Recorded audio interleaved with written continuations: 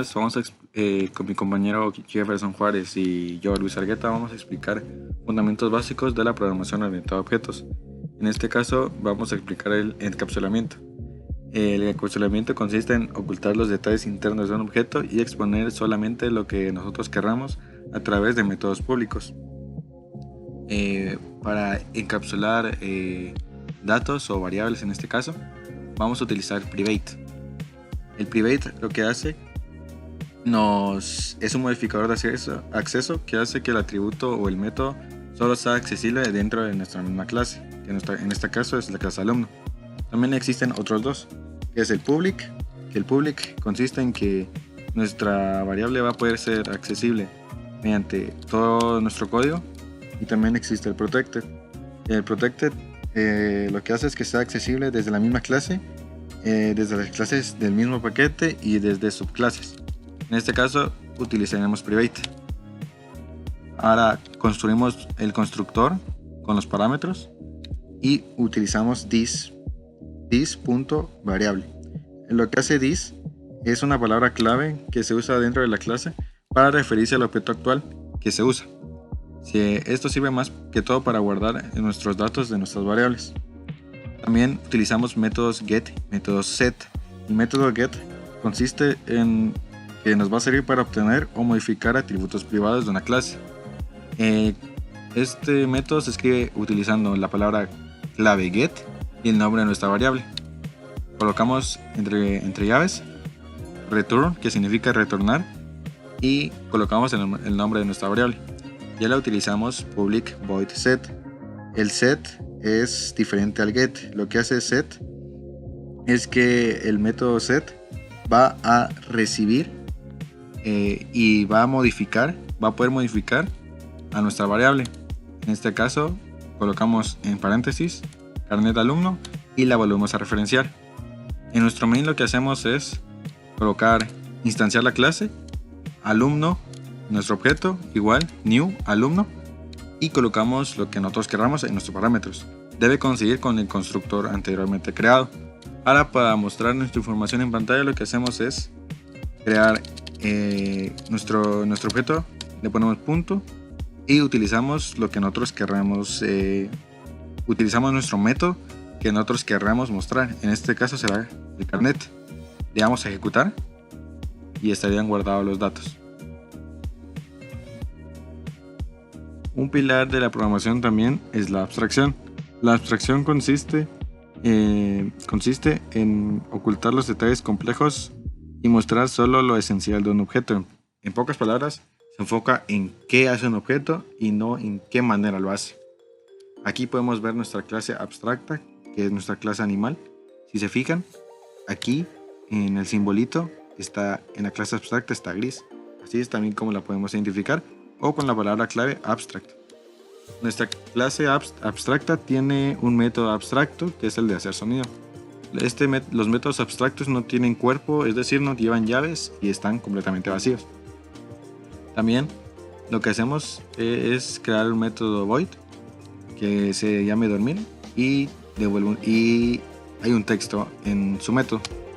Ahora vemos la clase perro, que esta extiende de animal, es decir, que está heredando. Entonces aquí sobreescribimos nuestro método abstracto, que es hacer sonido, y lo sobreescribimos ya explicándole qué sonido hace el perro. Ya en el main lo que podemos ver es de que hay que importar la clase animales, y en el método main no se puede crear una instancia directa de animal, que es una clase abstracta. Se crea un objeto de la clase animal. Creamos el objeto igual new perro, que es nuestra clase, por así decirlo, hija. Esta sí es una clase concreta, no como animal, que es una clase abstracta. Ahora lo que hacemos es llamar a los métodos que hemos implementado. El de hacer sonido es abstracto de animal, y nuestro método dormir lo ejecutamos y podemos ver. Esto demuestra que como la abstracción permite definir comportamientos generales en una clase base, que es esta animal, y deja que las subclases concreten estos comportamientos, que sería el comportamiento de el perro, del qué sonido hace el perro. Muy bien, y para seguir con los fundamentos básicos, vamos a explicar lo que es la herencia. Herencia básicamente es que permite que una clase hija herede propiedades y métodos de una clase padre. Nuestra clase padre en este caso es empleado y nuestra clase hija es desarrollador. Lo que hacemos aquí es encapsular nuestros atributos de empleado, nombre y salario, creamos nuestro constructor y los referenciamos. También creamos un método void para mostrar información de nuestras variables. Ahora, para heredar toda esta información a la clase hija desarrollador, lo primero que tenemos que hacer es importarla. Después agregamos un atributo protected específico de desarrollador. Creamos nuestro constructor con los mismos datos de empleado y agregamos nuestro atributo de desarrollador. Ahora lo que hacemos es utilizar un super. Un super se usa para referirse a la clase padre, en este caso su constructor. Se le llama a su constructor y también se le puede llamar a los métodos de la clase padre. Llamamos a nuestros argumentos. Después referenciamos nuestra variable, lenguaje de programación y sobreescribimos el método public void de mostrar información. Ahora en el main lo que hacemos es importar las clases padre e hija o las que vayamos a utilizar. Después instanciamos nuestra clase. Recuerden que siempre va nombre de la clase, nombre del objeto igual, y aquí colocamos igual new y colocamos el nombre de nuestra clase hija. Esto es lo que estamos haciendo aquí, es heredar lo que hemos hecho en empleado a desarrollador. Colocamos nuestros parámetros que los hemos colocado en base al constructor, y para mostrar información lo que hacemos es acceder al método void. Lo accedemos a él mediante la sobreescritura de métodos. Mostramos información, le damos a ejecutar y aquí estaría. Estos dos son parte de la clase padre y lenguaje de programación es específica de la clase hija desarrollador. Hola amigos, mi nombre es Jefferson Juárez y yo soy el encargado de explicarles qué es el polimorfismo. ¿Qué es el polimorfismo? El polimorfismo nos permite que un método, según la clase que lo esté utilizando, pueda tener diferentes funciones o formas de utilizarse. Así que a continuación nos iremos a NetBeans y haremos un ejemplo práctico. Bueno amigos, una vez ya dentro del NetBeans, como ven, tenemos 4 clases creadas.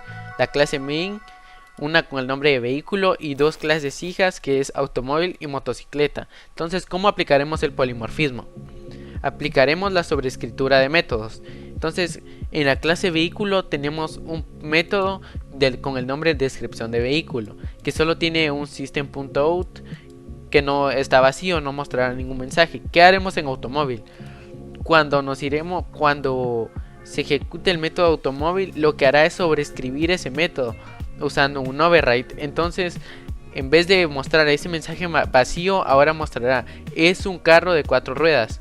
Y lo mismo con la motocicleta, es una moto de 2 ruedas. Entonces el polimorfismo lo estamos aplicando porque estamos sobreescribiendo un método dentro de otras clases. Entonces cuando lo ejecutemos, como ven, aparece es un carro de 4 ruedas y es una moto de 2 ruedas. Entonces este sería el ejemplo de sobreescritura de métodos. Bueno amigos, una vez explicada la sobreescritura de métodos, ahora toca la sobrecarga de métodos. ¿Qué es la sobrecarga de métodos? Como ven, ahora solo utilizaremos la clase main y la clase calculador de área. ¿Qué haremos en el calculador de área? Lo que haremos es crear varios métodos con diferentes parámetros. Como ven, el primero solo tiene un double radio, el segundo tiene float, base y altura, y solo nos enfocaremos en estos dos. El último no. ¿Qué hará estos dos? Entonces, una vez ya puesto aquí abajo, utilizando un return, pondremos radio, que será igual a la variable radio, y el segundo una constante que será el 2. ¿Qué haremos ahora? Nos iremos a la clase main y una vez en esta parte crearemos un objeto. Una vez ya eso, crearemos un south. ¿Y qué consistirá este south? Lo que haremos es de que una vez puesto esto, los parámetros que le pongamos aquí van a ser la cantidad de parámetros que pongamos será el método que mandará a llamar. Como ven, como aquí solo puse un parámetro, estamos mandando a llamar al primero, donde solo tenía un parámetro. Pero aquí que estoy poniendo 2, está mandando a llamar al parámetro que tiene 2. Entonces, si cambio aquí y le pongo 2 parámetros, como ven, manda a llamar al mismo. Y si le quito aquí el 8 y solo dejo el 5, está mandando a llamar al parámetro que solo tiene 1. Y en eso consiste la sobrecarga de métodos. Tener un método con el mismo nombre, siempre tiene que tener el mismo nombre, pero teniendo diferentes parámetros. Puede tener la cantidad que nosotros queramos, mientras no sean las mismas variables, porque si no, no tendría sentido tener dos cosas de lo mismo. Entonces ahora lo ejecutaremos y vamos a ver cómo lo mandamos a llamar. Como ven, aquí está el primero. Aparece el mensaje que teníamos aquí. El área de un círculo. El área de un círculo de 7 es igual a 28. Y el segundo, el triángulo es una altura de 8 y base de 5. Y en eso consistiría la sobrecarga de métodos. Bueno amigos, y por último veremos las interfaces. ¿Qué son las interfaces? Son una colección de métodos abstractos con propiedades o atributos que tienen que ser atributos que no cambian, o sea, constantes, ya que su valor nunca cambiará y siempre será fijo. Y también nos ayudan a interconectar el programa.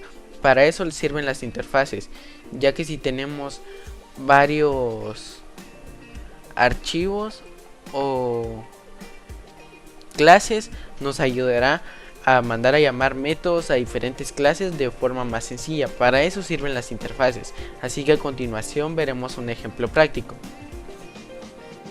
Bueno, ya estando en el ejemplo práctico, como vemos, tenemos tres interfaces, una con el nombre de dibujar, otra con el nombre de figura y otra con el nombre de lados. Y aparte tenemos una clase con el nombre de cuadrado. ¿Qué haremos con las otras tres? Estas serán nuestras como clases modelos, pero como ya las convertimos en interfaz, serán interfaces como modelo. ¿Esto qué significará? Que de todo esto va a derivar a esta clase cuadrado, que será como la hija de las interfaces. Para que una interfaz se convierta en interfaz, primero tiene que llevar siempre la palabra interfaz. Interface, si no lleva la palabra interface, no será una interfaz. Entonces, como ven, aquí tenemos public class y tenemos el nombre del método, que diga de la clase, pero aquí tenemos public interface y el nombre del método.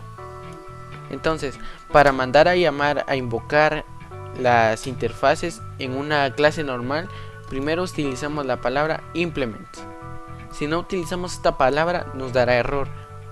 Y para que no nos dé ningún error, tenemos que mandar a llamar a sobreescribir el método que estamos utilizando.